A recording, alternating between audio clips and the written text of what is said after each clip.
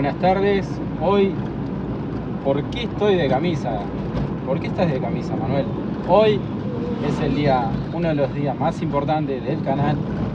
Vamos a entrevistar a la doctora María Estela Bordón y muchas de las preguntas que tienen mis seguidoras sobre lo que es cuota alimentaria, mis seguidoras también, sobre tenencia compartida, sobre no me deja ver al nene, qué puedo hacer, el padre no me está pasando la cuota. Hoy es un día que estoy muy contento de que ustedes compartan el canal conmigo y poder despejar esa duda juntos. Así que les mando un abrazo a todos y vamos con toda. Hoy es un día muy importante para mi canal, como comenté antes. Estamos yendo hacia una entrevista con la doctora María Estela Bordón sobre casos familiares que tienen solución, se pueden resolver, pero a veces no sabemos cómo. Teniendo en cuenta eso, las relaciones interpersonales que tienen madres, padres, que a veces no lo dejan ver a su hijo, la cuota alimentaria. Todas esas consultas hoy las vamos a resolver en mi canal. Los espero. Ahora les muestro dónde está el edificio y dónde se encuentra para que ustedes puedan acercarse en caso de tener una consulta. Vamos a dejar su número de teléfono. Así que muchas gracias a los que me apoyan, a mis suscriptores en YouTube. Vengan conmigo. Nos encontramos en la peatonal de Monteagudo, número 3394, uno de los edificios más viejos de la peatonal. Acá se encuentra el consultorio de la doctora María Estela Bordón. ¿Sí? Mostrar un poquito lo que es el edificio. Bueno, vamos a hacer la entrevista, quiero que me acompañen. Y luego de este lindo video quiero que dejen sus comentarios, sus inquietudes, si tienen alguna consulta, que vamos a estar respondiendo.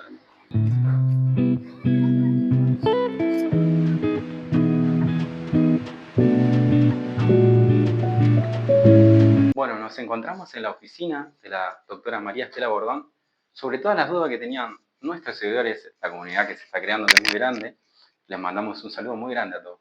Hoy las preguntas que tenían sobre ¿qué? Me separé y no me deja ver al nene. Todas esas preguntas que parecen ridículas son muy importantes. O no me está pasando la cuota alimentaria, ¿qué puedo hacer? Hoy vamos a despejar todas esas dudas. Conocer a la doctora María Estela Bordón, permiso.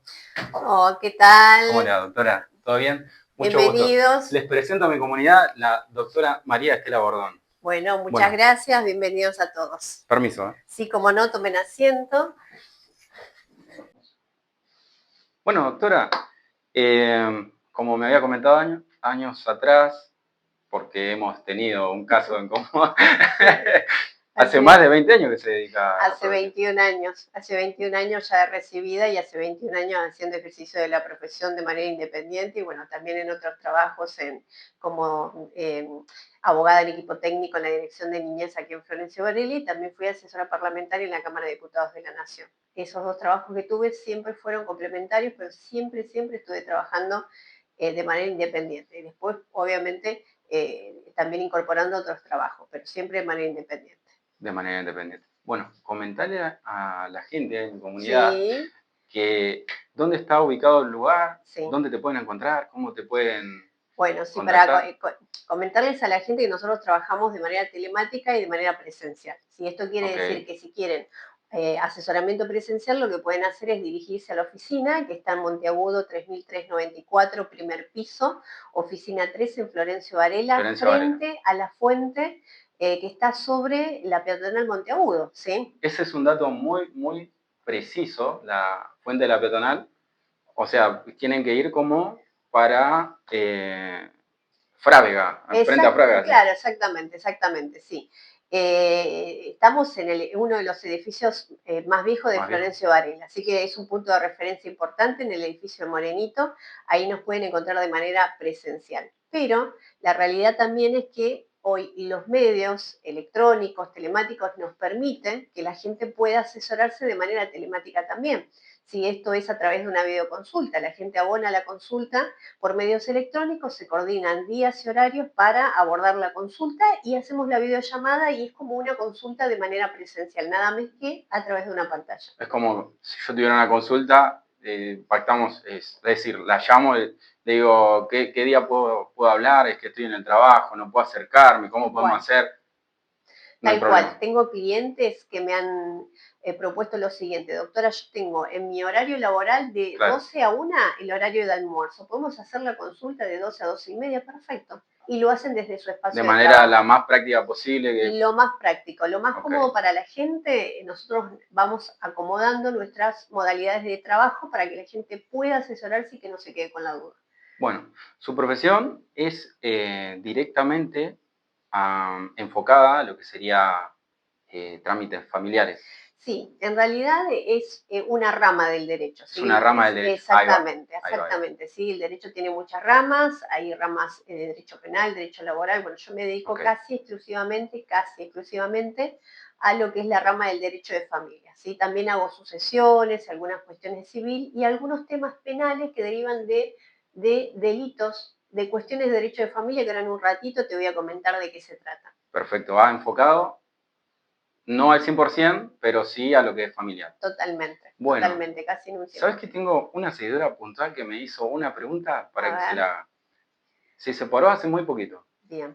Un mes. Sí. El chico se va de la casa, se fue, no se llevó nada, pero no tiene contacto con ella. No le pasa la cuota del nene y eso la está preocupando porque ella no tiene trabajo. Okay. En este caso, ¿qué tendría que hacer o cómo se resuelven generalmente estos casos? Bueno, primero hay que indagar si el papá, quien está obligado, en este caso, quien está obligado a pagar la cuota alimentaria, tiene trabajo en relación de dependencia o no, ¿sí? Ahí lo que varía es la posibilidad de ejecución, no el exceso de la obligación. En cualquiera de los dos casos, el padre que se retira del hogar tiene que abonar cuota alimentaria, sea quien se retira el padre o quien se retire sea la madre.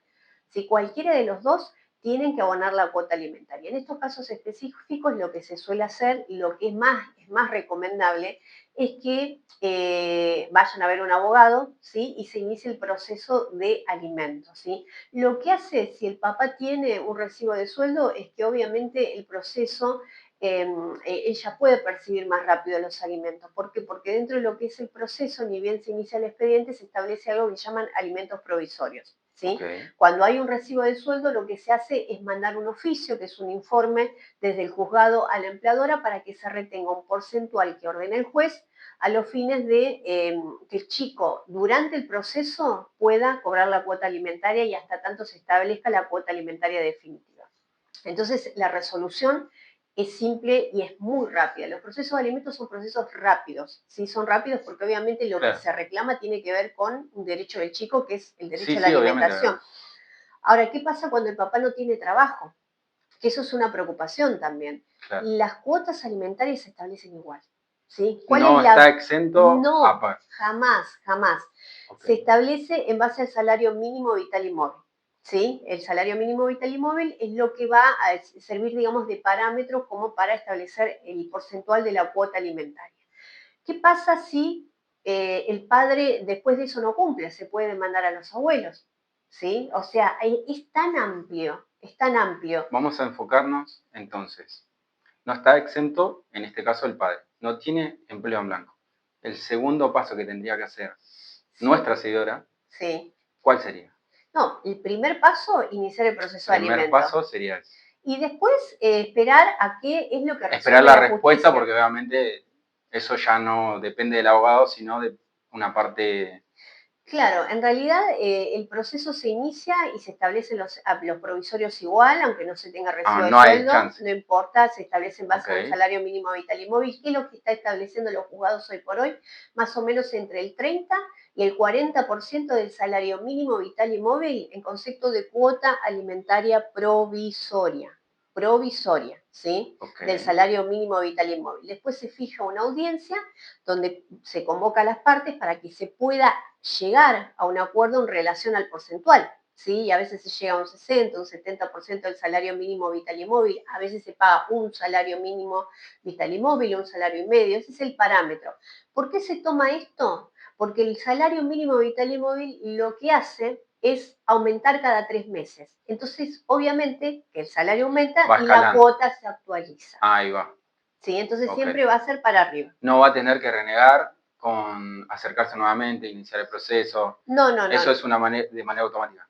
Sí, exactamente. Todo lo que es la parte de actualización es automática porque el salario sube y la cuota sube. ¿Sí? El gran problema que por ahí tenemos, que digamos por el tema de las cuotas que se pactan en base al salario mínimo vital y móvil, es que a veces los padres no cumplen y no hay una manera de ejecutar si no tiene bienes, no tiene auto, algo donde embargar. Entonces, ahí lo que suele pasar es intimar al padre para que cumpla y si no cumple, se va hacia los abuelos, si tienen recibo de sueldo o pensiones, y terminan a veces pagando a los abuelos las cuotas que tienen que pagar los padres. En caso de que, bueno, no podría llegar a pasar o no, esto es un caso hipotético, que no estén los abuelos, y él tiene familiares, hermanos.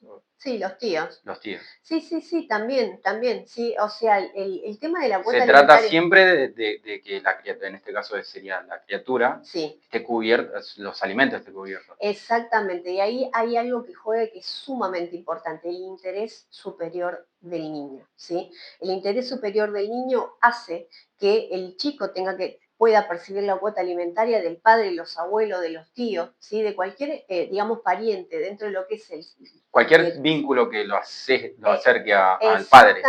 Exactamente, okay. que esté obligado a pagar esa cuota alimentaria, ¿sí? Porque los chicos hoy tienen que comer, ¿sí? Los padres tienen que entender que los chicos, más allá de las separaciones, tienen que comer. Entonces, si el padre no cumple con esa obligación, bueno, se va a ir hacia los otros familiares hasta percibir efectivamente la cuota. Siempre cuidando el bienestar de la criatura. Totalmente, es el interés superior del niño. Eso en relación a lo que son los procesos de alimento y después también el tema del derecho de comunicación, ¿no? Porque el padre que se retira, que generalmente es el padre, tiene la obligación de pasar alimento y también tiene el derecho de comunicarse con los chicos con los que ya no viven. ¿Sí? Entonces también ahí, y eso tiene que ver con el interés superior del niño. ¿Por qué? Porque si no hay alguna medida de restricción, alguna situación de violencia, entonces el chico tiene que ver al papá o a la mamá con la que no convive. Siempre es, bueno, en estos casos, ¿no? Teniendo en cuenta que se esté pagando la cuota, y ahora la mujer no deja ver a la criatura, ¿no? En este caso, hipotéticamente, ¿no? ¿Qué tendría que hacer el padre para poder verlo? Claro, acá me parece que hay que hacer una aclaración sumamente importante. Vamos con eso. ¿Por qué? Porque el hecho de que el padre no esté pasando la cuota alimentaria no le quita el derecho de ver al hijo. Ahí está. ¿Sí? Esto es un punto que ya no es de conflicto ni nada, es una cuestión de derecho. Exactamente, un derecho que tiene el chico de ver al padre más allá de que si el padre pasa o no la cuota alimentaria. Es indiferente. Es indiferente. ¿Por qué? Porque tiene que ver con el bienestar del chico. Por ahí el padre no pasa la cuota, pero tiene un vínculo súper afectuoso con el chico y el hecho de que el chico no vea al padre le puede llegar a generar un malestar. ¿Sí? Entonces, no importa, ¿sí? Porque después obviamente cuando no se pasa la cuota alimentaria de manera voluntaria se lo puede obligar a través de un proceso de alimentos, claro, de hecho por eso existan, ¿no es cierto? Claro, no va a quedar como impune. No, exactamente, y está bien que hablemos de la palabra impune porque vamos a contarle a la gente también, a aquellos padres o madres que no quieren pasar la cuota alimentaria, aún sabiendo y aún teniendo los recursos económicos para hacerlo, si no lo hace está cometiendo un delito penal. ¿Sí? Perfecto. Un delito penal que tiene una... Sí, o sea, que tiene una pena de prisión y multa.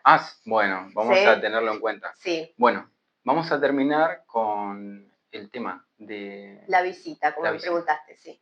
Bueno, los papás digo específicamente los papás porque es en la generalidad, ¿sí? Estamos en la generalidad. Hablando en general. Okay. Exactamente. Entonces, ¿qué pasa cuando el papá que se retira y la madre no le permite ver a sus hijos, que también, de hecho, vamos a comentarlo, es un delito penal, ¿sí? Es un delito penal.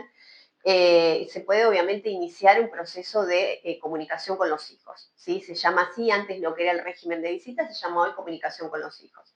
Es un proceso donde pasa por una etapa previa, nosotros llamamos etapa previa, donde se convoca a las partes audiencias para poder acercarlas y poder coordinar.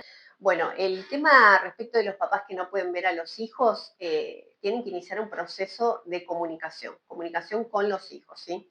Este proceso, obviamente que se inicia de manera judicial con la intervención de abogados, lo que se hace es convocar a las partes para que puedan acordar una comunicación con los hijos, porque acá hay algo que me parece que es fundamental. El derecho es un derecho de los chicos de ver al padre con el que no conviven, ¿sí? La ley reconoce ese derecho. Lo que no está establecido en la ley es cómo se va a llevar a cabo ese régimen comunicacional, no de manera taxativa. No es que el código dice de lunes a viernes. Tenés que hacerlo así, así o así, no, o estás... No. No existe. No existe eso. ¿Por qué? Porque tiene lógica. Eso tiene que ver con la vida de los chicos, ¿sí? Claro. Y con la vida del padre que pueda visitar a los chicos. ¿Por qué? Porque por lo general trabajan de lunes a viernes, claro. Entonces los pueden llegar a ver los fines de semana. O que, pongamos, ¿no? Como los trabajos en Argentina son muy volátiles. Labura a las 4 de la mañana, viene viaje, no sé, se va a San Martín, sí. Vuelve a las 8 de la noche, tiene que pasar a buscarlo, tiene que salir a las 4, es imposible. Claro, que lo haga de lunes a sábado. Y es un poco injusto también que lo vea un ratito el domingo. Totalmente. Tenés que traer, no existe eso tampoco. No existe lo taxativo, existe el régimen comunicacional teniendo en cuenta el interés superior del niño y también la funcionalidad que tenga para el papá hacer esa visita, ¿no? Porque ahí el ejemplo que dabas... Y la voluntad. Y la voluntad también, claro. El ejemplo que dabas, ¿no? Hay regímenes que por ahí la madre quiere y que el padre no puede cumplir. ¿Sí? Es imposible. Es imposible. Claro. Entonces, obviamente se trata de buscar algo intermedio que asegure el derecho de comunicación del chico con el padre no conviviente y que sea algo que se pueda cumplir, ¿no? Que se pueda cumplir. Claro, que no sea una locura. Que no, lógico. O sea, ningún juzgado de familia va a permitir que se efectúe o que se pretenda hacer una comunicación que después no se cumple. Estamos hablando que a nivel nacional, o sea, no importa, sea en Jujuy, en Tierra del Fuego, se cumple esta ley. Sí, el derecho es algo que está contemplado dentro del Código Civil. Sí, o sea, nosotros lo que tenemos son códigos de fondo y códigos de forma, ¿sí? Okay. El Código Civil que establece cuáles son todos los derechos y que se aplican en toda la Argentina. Lo que puede llegar a variar es la forma que está en el Código Procesal de la provincia de Buenos Aires, que es cómo se llevan a cabo los procesos. O sea, cada provincia tiene su código, ¿sí? En general... Esto es muy importante, perdón, sí. Porque nos están viendo de este video, puede llegar a toda la Argentina, entonces esto que acabamos de remarcar es para que lo tengan en cuenta, ¿sí? Claro. No es lo mismo el código que aplique en la provincia de Buenos Aires o que uno que aplique, no sé, en Entre Ríos. Es totalmente. Lo que sí vamos a comentarle a la gente que en general son similares, pero no iguales. Ahí va, bueno. Son similares, pero no iguales. Continúe, ¿sí? Con lo que ven. Bueno, entonces esa es la forma de poder llegar a hacer o poder entablar una... exactamente, entablar una comunicación. En general, los procesos de comunicación con los hijos y los procesos de familia pasan por dos etapas. Una etapa previa, que es de conciliación, y una de conocimiento, que es de prueba. En general, los procesos de comunicación se terminan en la etapa previa. ¿Por qué? Porque se convoca a las partes, ¿sí? Y se suele acordar en esa audiencia cómo se va a llevar a cabo el régimen comunicacional. Nombre, se lo llama Enrique, a Sofía... Vamos, y ahí se pacta un acuerdo. Exactamente. En general, el 80%, el 90% de los casos se concluye ahí. Después hay otros casos donde son mucho más conflictivos, y esto me parece que es importante señalarlo, que la conflictividad está en general entre los adultos, no entre los chicos, ¿sí? Donde hay una alta conflictividad y esos expedientes pasan, no se llega a ningún tipo de acuerdo, entonces avanza sobre lo que es una etapa de conocimiento, donde hay producción de prueba y finalmente después el juez es el que tiene que sacar una sentencia y determinar en base a la vida de los chicos cómo se va a efectuar esa comunicación. ¿Este proceso suele tardar más de 6 meses? Mira, 3 meses, no hay... No hay un plazo, porque ¿qué pasa? A veces los procesos dependen mucho de la posibilidad de notificación. Cuando los procesos se tardan, sí. Ahí siempre hay una dificultad en la notificación. ¿Sí? Porque a nosotros lo que la ley nos pide es algo lógico, notifiquen. Si después la parte está notificada y no quiere asistir o no le interesa, está fantástico, es su derecho elegir. ¿Sí? Pero a nosotros cuando iniciamos expediente estamos obligados a notificar de que hay un proceso. ¿Se entiende? Teniendo en cuenta que se lo notifica, ¿cuántas veces podría la persona, no está asesorada, dice, no, esto es una mierda, lo tira, no me importa, no. Insiste en verlo a los hijos de manera no legal, yendo al domicilio, quiero ver a nene. ¿Qué se hace en estos casos? No es recomendable eso. Cuando hay una mamá que impide o un papá que impide el contacto, no es recomendable las vías de hecho. ¿Por qué? Porque puede ser que el padre o la madre se acerque al domicilio nervioso, con reclamos, y la otra parte termine efectuando una medida de restricción de acercamiento, un cese de hostigamiento. O sea, es peor el remedio que la enfermedad. Entonces, cuando pasan estos casos, sí o sí vayan a ver a un abogado, porque nosotros, dentro de lo que son las normas legales, tenemos vías para hacer cesar esas situaciones. Solucionar. Exactamente, ¿sí? Porque ¿qué pasa? Viene un papá y me dice, mire, yo no veo a mis hijos hace 4 meses, hace 6 meses, la madre no me deja, inicié el proceso de régimen, el régimen tarda porque te pueden fijar una audiencia de acá a 3 meses. ¿Qué puede hacer?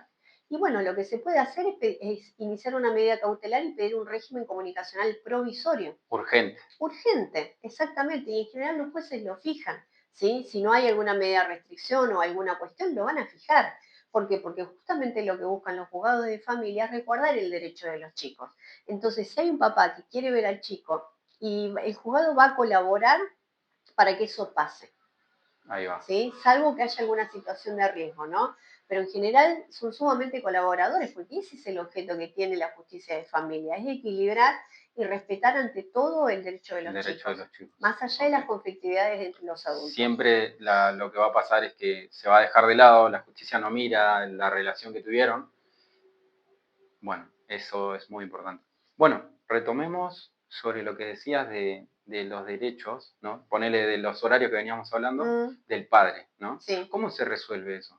¿O cómo podría ser alguien, un laburante común y corriente? O que tal vez el tipo que está laburando, está pasando la plata, que no puede pagarse un abogado. ¿Hay alguna manera de solucionar eso? Claro, sí, bueno, eso hay una manera, porque ¿qué pasa?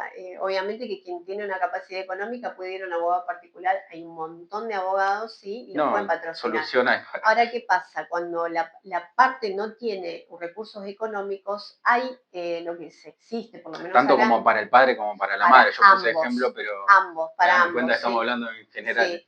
Está la Defensoría Oficial, ¿sí? La Defensoría Oficial es la defensoría donde trabajan abogados pagados por el Estado, que justamente cumplen la función de un abogado privado para gente que no tiene recursos económicos y que pueda acceder a tener un abogado y poder iniciar procesos de alimentos, procesos de divorcio, todo lo que se te ocurra. El tema es que obviamente en las defensorías, para que vos puedas acceder a un abogado gratuito, vas a tener que cumplir con ciertos vas a llenar un formulario. No tener bienes muebles, no tener muebles registrables como vehículos, no tener bienes inmuebles, tener un ingreso económico que tiene que ser inferior a determinada cantidad de dinero. Entonces, si vos cumplís con esos requisitos, te van a asignar. Estás en tu derecho de que te asignen un abogado. Totalmente. Ahora, si no estás dentro de esos requisitos, ahí sí vas a tener exento. Exactamente, tenés que ir con un abogado particular para que te patrocine, y obviamente que los abogados particulares, para nosotros lo que hacemos es trabajo y va a tener que abonar honorarios. Obviamente. Tiene su honorario. Sí. Bueno, es muy importante eso, que la gente sepa que tiene una manera de asesorarse. Hay para todos, obviamente. Totalmente. Que eso se va adecuando a la situación de las personas. Bueno, en su cantidad de defensorías que ha tenido, quiero que cuente una que haya sido algo más o menos parecida, o que tal vez ahora, que se pueda contar obviamente, referida a tenían demasiados problemas, le hicieron denuncia a la persona, puede ser hombre o mujer, y se terminó solucionando de tenencia completa o de que tenencia compartida. Quiero esos dos temas. Mira, el cuidado, acá hay algo muy importante. Primero se llama cuidado personal, ¿sí? Puede ser compartido, puede ser unilateral y demás. Han cambiado, ¿no? Antes se llamaba tenencia. Han cambiado, sí, lo he leído, pero no sí, recordaba. Antes se llamaba tenencia, ahora es cuidado personal de los hijos. Acá hay algo sumamente importante, ¿sí? Que es hablar de lo que es el cuidado personal compartido, que es lo que en general todos tienen, inclusive sin ir a la justicia, el cuidado personal compartido. Los padres tienen eso, ¿sí? Okay. El cuidado personal es compartido, ¿sí? Después están las excepcionales, que son los unilaterales, que están en cabeza de uno de los papás solamente, ¿sí? Pero en general es el compartido. cuando se piden cuidados personales en las actas y un papá pide el régimen comunicacional y el otro el cuidado personal, se pone en el acta que el cuidado personal es compartido, más allá de que el otro tenga un régimen comunicacional. ¿Por qué? Porque la ley lo establece así, claro, de esa manera. no manejamos la ley. La ley es una que claro, está escrita y tiene que cumplirla. Exactamente. Se tiene que cumplir. Claro. Tenemos que cumplir. Exacto, pero también hay una realidad, que también existe el cuidado personal unilateral, que es cuando cae en cabeza uno de los papás. Claro, cae sobre la responsabilidad de la... sí, solamente de uno, y eso también es algo que se contempla dentro de la ley. El cuidado personal compartido puede ser con domicilio en la casa de un progenitor, que eso es lo que te marca quién tendría la tenencia y quién tendría el régimen comunicacional. La dirección de la casa de la madre el niño o del vive padre. acá vive en esta dirección, okay. y visita al papá en esta otra dirección. Entonces, por más que el cuidado personal sea compartido, ya está determinado. Exactamente.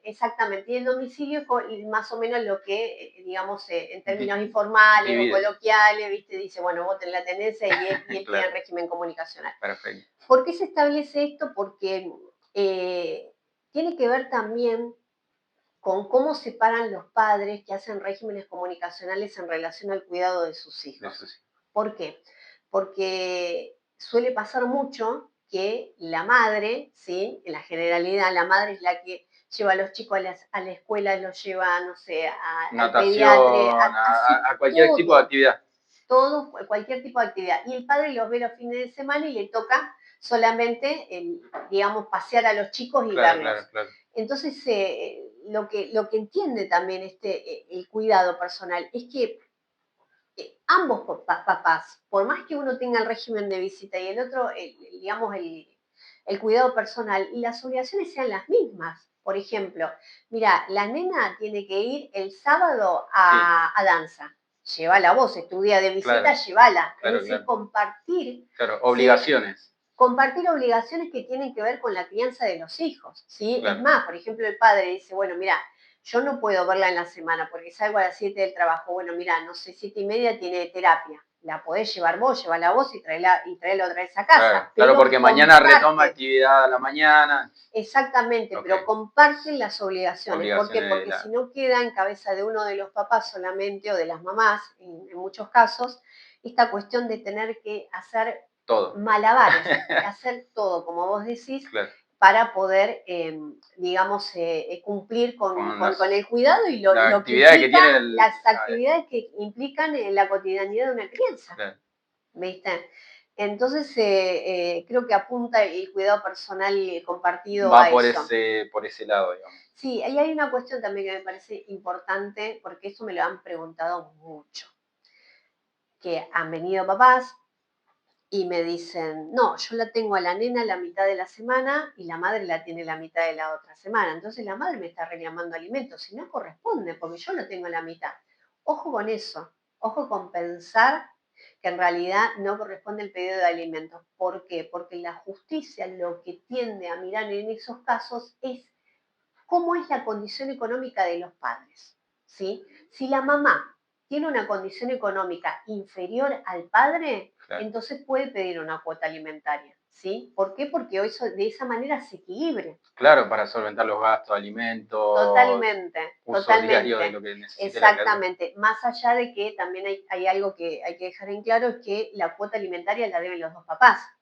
Claro, ambos padres. Lo que pasa es que a veces quien se queda con el cuidado de los chicos, la labor que hace con los chicos tiene también un valor económico. Sí, hoy la economía. Por eso, tiene un valor económico. Entonces, el que no está es el que aporta el tema de la cuota alimentaria en dinero y, bueno, obviamente que eso hace y es en uso de la alimentación y de la crianza de los chicos, ¿no es cierto? Está el padre que he escuchado que dice, no, esta se va a pintar las uñas. Miles de casos. Sí. Se entiende que la cuota, obviamente es fin a que se use a productos alimentarios, de ropa, de lo que necesite en el día la criatura. ¿Han llegado a no pasar por esta cuestión de pensamiento? Sí, han llegado a no pasar la cuota hasta que le llega una demanda de alimentos, ¿no? Porque en general todas estas discusiones se dan previo a la risa hasta que se... Claro, hasta que se llega la demanda de alimento, claro. Y obviamente ahí hay un juez que los obliga a pagar. A ver, el tema de estos comentarios tienen que ver con la conflictividad que hay entre los adultos. Estamos hablando de conflictos siempre. Siempre conflictividades entre los adultos, porque en general las mamás... Claro, generalmente igual cuando no hay conflicto creo que nadie la vendrá a ver. Y hay muchos casos que habrán venido a decir, no, mirá, me pasó, no me deja... es que está hasta las pelotas. Sí, el tipo llega y ¿qué hago? Y ahí es cuando usted lo va asesorando. O madres también, no sé si hay madres que tienen... Claro, sí, yo te digo, una de las estadísticas que está subiendo, por lo menos yo lo veo en el trabajo, son las madres a las que tengo que demandar por procesos de alimento porque dejan a sus hijos con los padres, ¿sí? Entonces, obviamente, ellas tienen que pagar alimentos y hay que demandarlas por alimentos. Y es cada vez más recurrente, papás que piden los cuidados personales de sus hijos y madres que tienen que pasar alimentos. Y acá hay una cuestión que me parece que es un fallo que pasó hace muy poquito, no acá, sino en la provincia de Salta, que de una madre, ¿sí?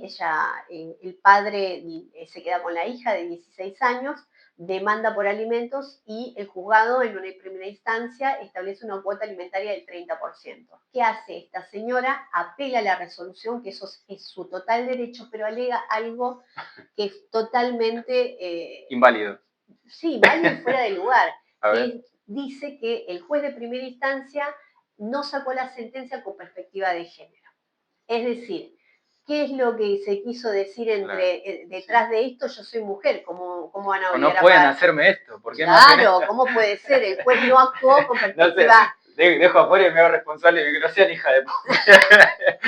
Claro, o sea, tengan en cuenta, ¿sí? Que por más que sean mujeres, tienen que pasar las cuotas alimentarias. ¿Por qué? Porque eso tiene que ver con un derecho de sus hijos. Sus hijos. Entonces, esa cuestión de perspectiva de género, aplíquenla en otro lado, pero en esto, para invalidar el pago de una cuota alimentaria, no, bajo ninguna circunstancia.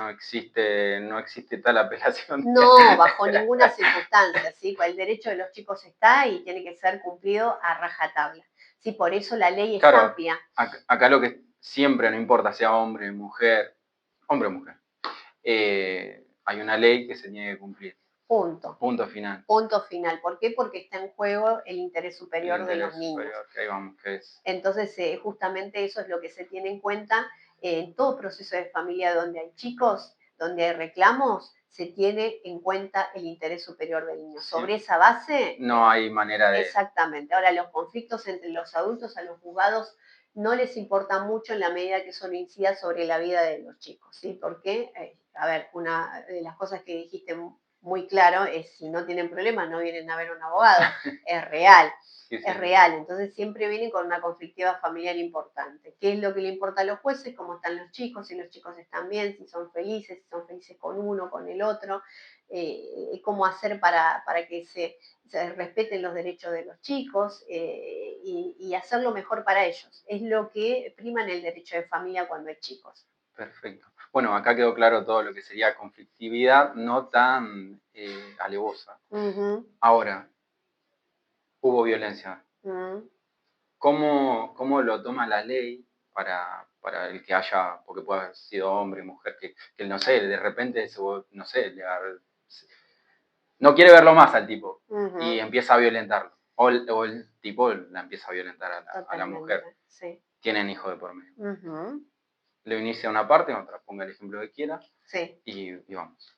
Mira, en el tema de los procesos de familia, los temas de violencia de familia particularmente, tiene que ver mucho si la medida que saca el juez de restricción es solamente contra la madre o también hacia los hijos, ¿sí? Porque ahí hay una variación tremenda, ¿sí? Porque si hay una medida donde dice que el padre no puede acercarse a la ex, eso no quita que él pueda seguir viendo a sus hijos. ¿Qué pasa ahí? Lo que se suele utilizar es la intervención de un tercero, ¿sí? Que no lo vaya a buscar el padre a los chicos, sino que vaya el abuelo, la abuela, que haga retiro y reintegro, que sea un tercero. ¿Por qué? Porque hay una medida que dicen que entre ellos no pueden acercarse. Claro. ¿Se entiende? Entonces, el derecho del chico está, en la medida de que no hayan sacado una medida que diga que el padre no puede acercarse a la ex y tampoco a los hijos, porque ahí ya si no puede acercar, claro, ahí ya cambia la totalmente. la ecuación. O sea, si dice que no se puede acercar a los hijos, punto, se acabó el régimen de visita. Pero en caso de que, bueno, haya pasado esa cuestión, puede que intervenga otra persona, puede ser tío, primo, hermano. Totalmente. Lo va a buscar a la criatura, lo trae a tal hora, se cumple siempre en el margen de que puso el juez. Totalmente, sí, cuando hay acuerdos, ¿no? Cuando hay acuerdos, claro, obviamente. A veces pasa cuando hay acuerdos, están homologados, que son una sentencia judicial donde se establece por acuerdo de partes que tal día y tal horario tienen que verlo, y después en el medio una discusión tremenda y salió una medida, entonces en ese caso se cumple el acuerdo pero con la intervención de un tercero. ¿Por qué? Porque en teoría es un derecho que tienen los chicos y esa visita le haría bien a los hijos, claro, los hijos teniendo siempre la comunicación más allá de la conflictiva entre los adultos. Entre los adultos. Siempre, nunca jamás se va a tener en cuenta la relación interpersonal, madre. No. Eso no se contempla. No. Siempre se tiene que respetar si no hay una medida y si es lo mejor para los chicos. Yo tengo un caso también donde también, viste, a veces vemos el tema de los abusos de los derechos, ¿no? Porque los derechos están y a veces se cumplen abusos. El caso de un papá que hacía un tiempo que no veía a su hija, había un convenio homologado y la señora entorpecía todo el tiempo, no se la dejaba. Nosotros lo que hacemos cuando pasan esas cosas es denunciar el incumplimiento en el expediente y además intimar por un medio fehaciente, que es una carta documento, a que cumpla con lo que se firmó, porque no había ninguna medida en relación a la nena. ¿Qué hizo la señora? Recibió la carta documento y le hizo una restricción de acercamiento a mi cliente, al papá. ¿Sí? Entonces, fíjate lo que hizo uso de una ley, que es la Ley de Protección contra la Violencia Familiar, para totalmente, tal cual y como vos lo decís. No deja de ser también una violencia por parte de ella, ¿sí? Obviamente que el proceso siempre va a ser más largo, va a tener que revisarse punto a punto. Puede ser mal utilizada la ley. Totalmente. En este caso la usó legalmente. La usó legalmente. ¿Por qué? Porque nosotros estamos intimando a que se cumpla con un... Es como el truco. Claro. ¿Y qué hizo la señora? Hizo una denuncia y sacaron una medida de restricción. Entonces, obviamente, tuvimos que denunciar esa situación del expediente. Hace mucho más largo el proceso. Hace más largo el proceso. El tema es que el proceso se alarga, pero en el medio están los chicos. ¿Sí? Porque más allá del deseo del padre de ver a la nena, también la nena tenía derecho a ver a su papá. Claro. ¿Se entiende? Y no por el enojo de un adulto que no supo gestionar, que se entorpezca esta cuestión del derecho del chico a ver a su papá. ¿Sí? Entonces, obviamente, esas son cuestiones que están en trámite, pero fíjense también cómo a veces esta cuestión de derecho mal usada, ¿sí? Hace también que se colabore a este tipo de injusticias. Claro. Bueno, todo va a tener una solución legalmente una también. Consecuencia y pero va a tener una consecuencia. Tal cual. Que puede llegar a tener pena de prisión. Sí, exactamente, porque cuando arrancamos la entrevista decíamos que el hecho de no permitir al chico al ver a su papá es un delito penal, se llama impedimento de contacto y tiene una pena de prisión.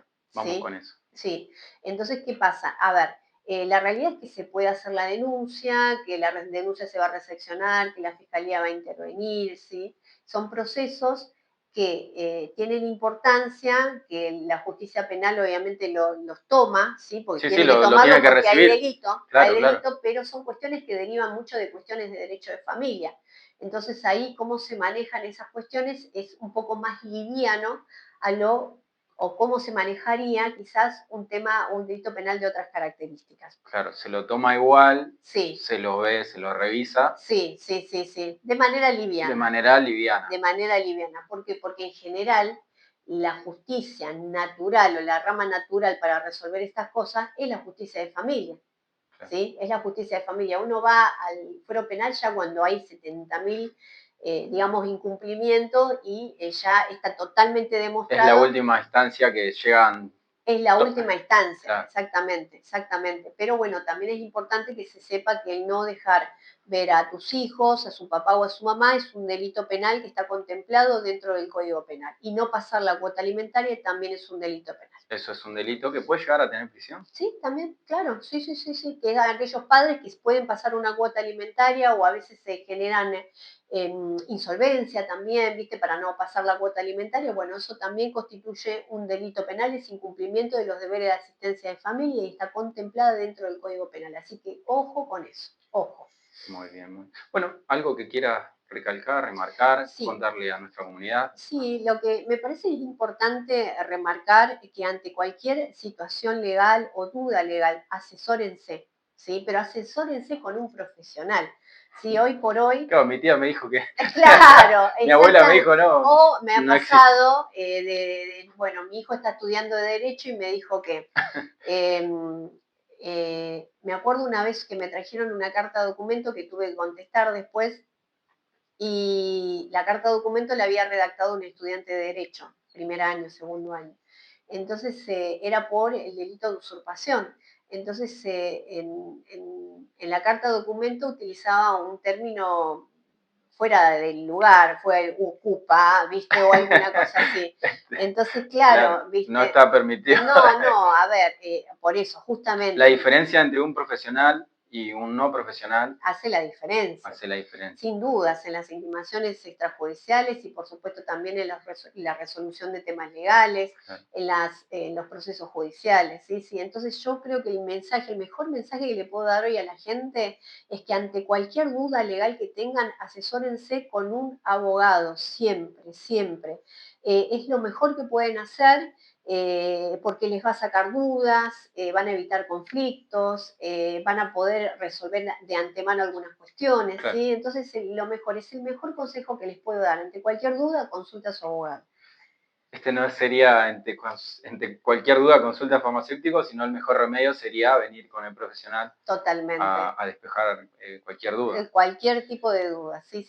¿Han iniciado, esta pregunta se me acaba de ocurrir, abuelos sobre que no lo dejan ver al nieto? Sí, claro, sí. Abuelos... Esta es una pregunta para la comunidad que tenemos nosotros, que son la mayoría personas mayores.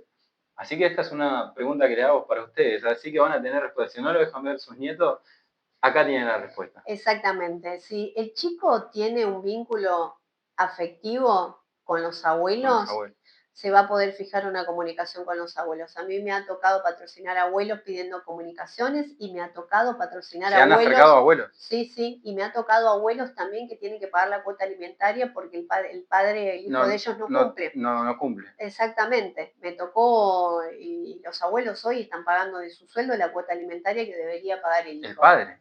Exactamente. Por eso les digo, la justicia en temas de alimento no tiene límite en relación al sujeto exactamente a demandar. Y el tema de los chicos, también es importante remarcar esto, ¿no es cierto? Porque siempre hablamos del interés superior del niño. Entonces, sí, por el bienestar del chico es conveniente fijar una comunicación con los abuelos, porque hay muchos casos donde las mamás van a trabajar y los chicos se quedan con los abuelos. ¿Sí? Y los abuelos son los que los crían. Y después la madre hace pareja y se lleva a los chicos y no se los deja ver por alguna conflictividad entre ellos. Entre la madre e hija. Entonces, claro, exactamente. Entonces, ante esa situación, lo que la justicia evalúa es que también le puede hacer al chico seguir sosteniendo el vínculo con los abuelos y en el caso donde quede demostrado de que en realidad es lo que el chico quiere y lo hace feliz, sin duda se va a fijar una comunicación. Sin duda. Sin duda no hay... Exactamente. Claro. Bueno, teniendo en cuenta esa pregunta, que creo que también mucha gente se debe preguntar, porque es algo que está en derecho que los abuelos vean a sus nietos. ¿Algo que quieras comentarle a nuestra comunidad? Ahora la cámara es toda de la abogada. Muchas gracias. Hasta acá terminaron mis preguntas. Acércate. de comentarle a la gente dónde está, bueno, dónde te pueden encontrar, te pueden llamar, te pueden buscar por redes sociales. Vamos a comentarle a la gente. Como habíamos hablado al principio, si quieren una consulta presencial, los espero en el edificio El Morenito, en la calle Monteagudo 3394, primer piso, oficina 3, sobre la peatonal de Florencio Varela, enfrente de la fuente. Si no pueden acercarse de manera presencial al estudio, les brindo el número de celular, es el 15 53 11 60 57. Ahí en ese número van a encontrar también mi página web, donde pueden ver cuál es la trayectoria que tengo dentro de lo que es el ámbito digamos, del trabajo que vengo desarrollando hace 21 años. Así que los invito, ante cualquier consulta que puedan tener, a contactarse y coordinar una entrevista de manera presencial o de manera telemática. Y siempre también recuerden que esto me parece que es un punto sumamente importante, que todas las consultas, por supuesto, son aranceladas. Muchas gracias.